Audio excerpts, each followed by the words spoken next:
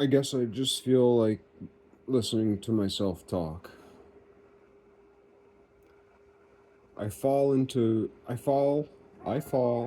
See, I want to speak clearly, even though I want to be myself. But the truth is, myself is. I'm a slovenly degenerate.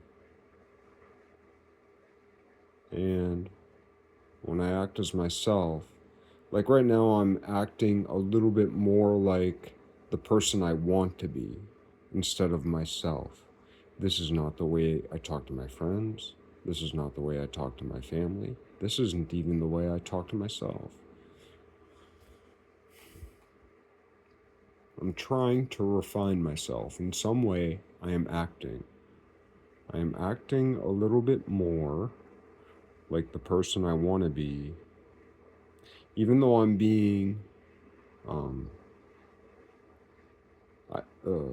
I, I recognize the smidge of condescension in my voice. I recognize the smidge of crude. Well, for instance, my last several videos that I've made, diary entries, I slur my speech so much, and I'm like so much in. I'm so much in the spirit of the caricature of myself.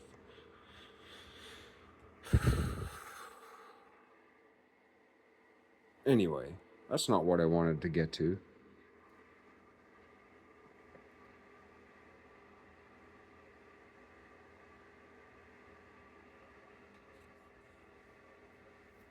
For some reason, I've been obsessed, not obsessed, but very, very interested for the last several years in Judas Thomas, Thomas Didymus, Thomas the Twin, and Judas Iscariot.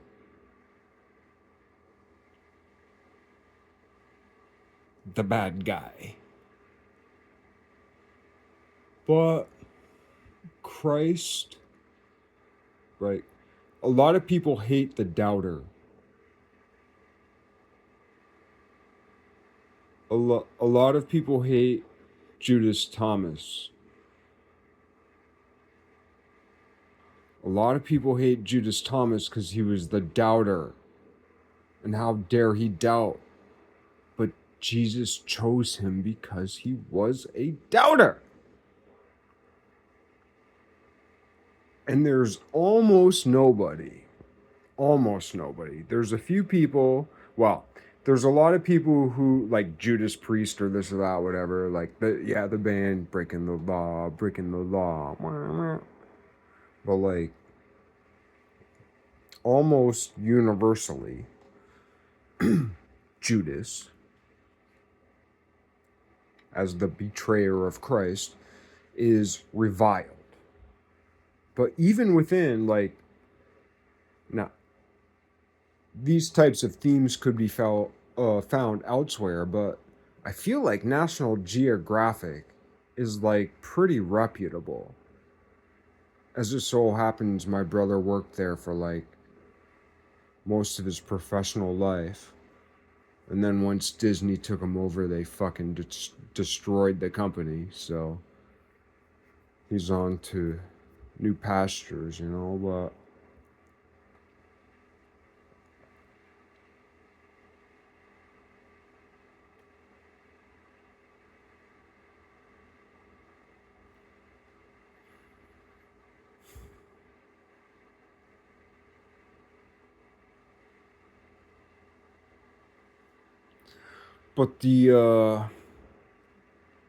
I believe it was a National Geographic book, or it was involved with the National Geographic Society somehow.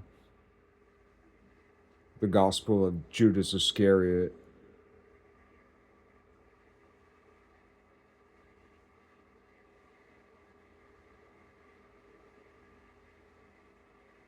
I think that's an interesting perspective. But more than that, the proof's in the pudding. The proof of the pudding is in the tasting. I love those two. I love those two idioms, those two colloquialisms. They're both relevant. They're both true. They're both part of not the urban dictionary, the rural dictionary.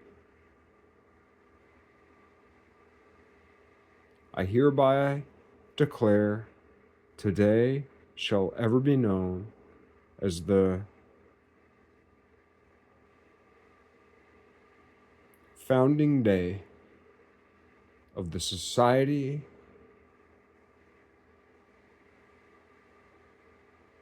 of the Free Collective Rural Dictionary. Why do I say rural? Like if we made a urban dictionary about 300 years ago, then we could say, like, the proof of the pudding is in the tasting. That phrase wasn't relevant 1,000 years ago, but it was relevant 100 years ago. I'm speaking in rounded numbers, rounded powers of 10 and their multiples. But like,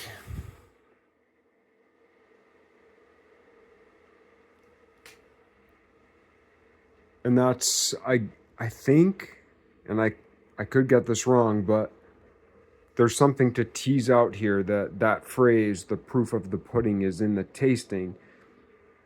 I suggest, I imply, I don't quite assert, but I'm pretty sure that phrase, the proof of the pudding is in the tasting, I'm pretty sure that phrase is more English.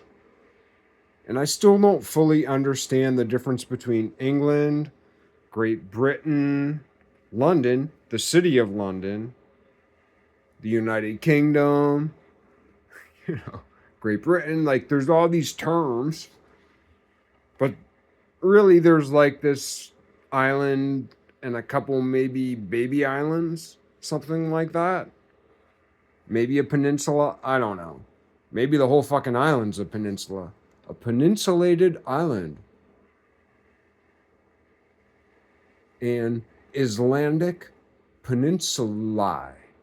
A group of Icelandic, not Icelandic, but Icelandic. A group, a formation, a collection, a collaboration.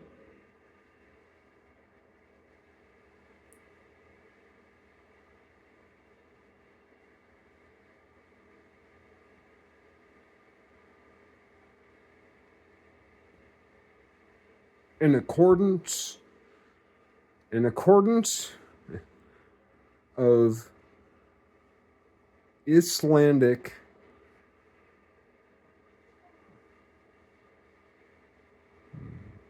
in Icelandic, whatever, peninsula-ish island, Great Britain. Yeah, see, that was a stupid rabbit hole.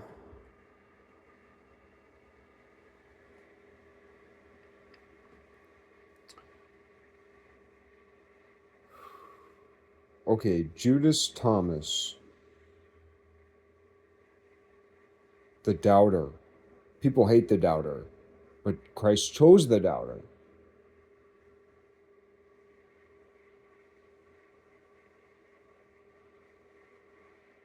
Because even if the doubter is convinced, you need to convince the biggest doubter. The biggest doubter has to be convinced. You have to convert your enemy into your friend, not with coercion, but with the truth. not with bribery, but with self-sacrifice, right? Or at least that's the story. I'm not preaching to you about it. I'm just preaching about the story. Right now, I'm fighting the story because the story has infected me. I am a bundle of sin. It's an absolute miracle that I live at all for the way that I live my life. I can't believe it. Like, God pushed me. God has pushed me into, for instance, over the last several days, God enforced a kind of fast upon me. And it was a double fast because I had to deprive myself of many things I enjoy every day while I still got a taste, like a little something.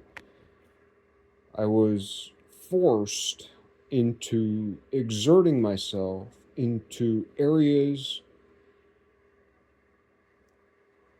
of my life that I have neglected. I had an emergency. I had to rise to an occasion. And the occasion I had to arise to was because of my own, just like fear and neglect, self neglect. I talked about it last time.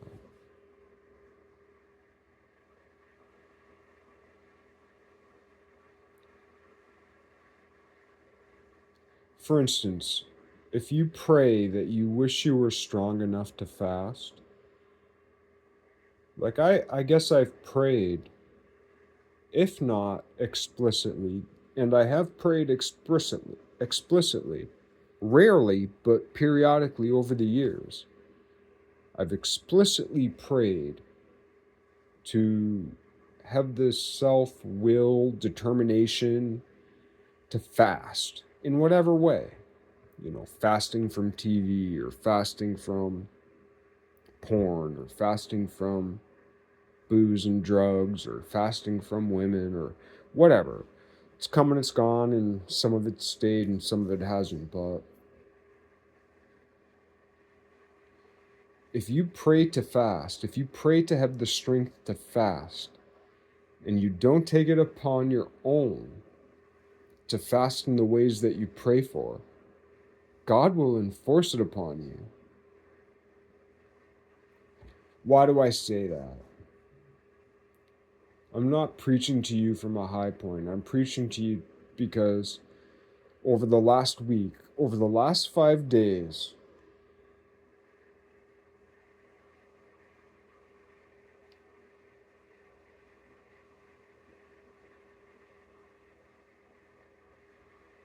my life was a tornado.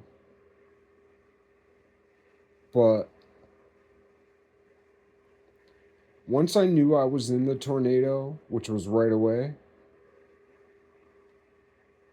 for the first time ever, instead of trying to fight the tornado and get out of the tornado, I decided to ride the tornado and take it and go where it was taking me as long as I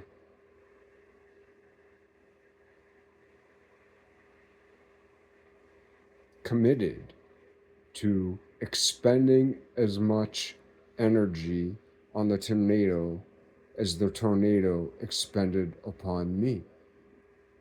And where I landed at the end, it started Thursday night and it ended this morning, Tuesday morning.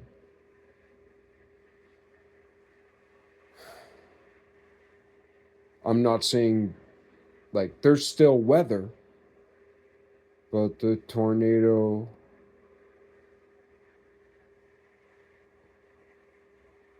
has left me. And I resolved things that I've been worrying about for 3 years in 3 days with great exertion. There's plenty left, but now I'm dumbfounded, tired. I'm very, very tired, which does actually give a fresh perspective, but also things I've been worrying about for a decade aren't there anymore. A whole score of things that like cripple me. And while I was in the midst of that, it was the most intense in like 3 days, but like in that whirlwind, in that tornado,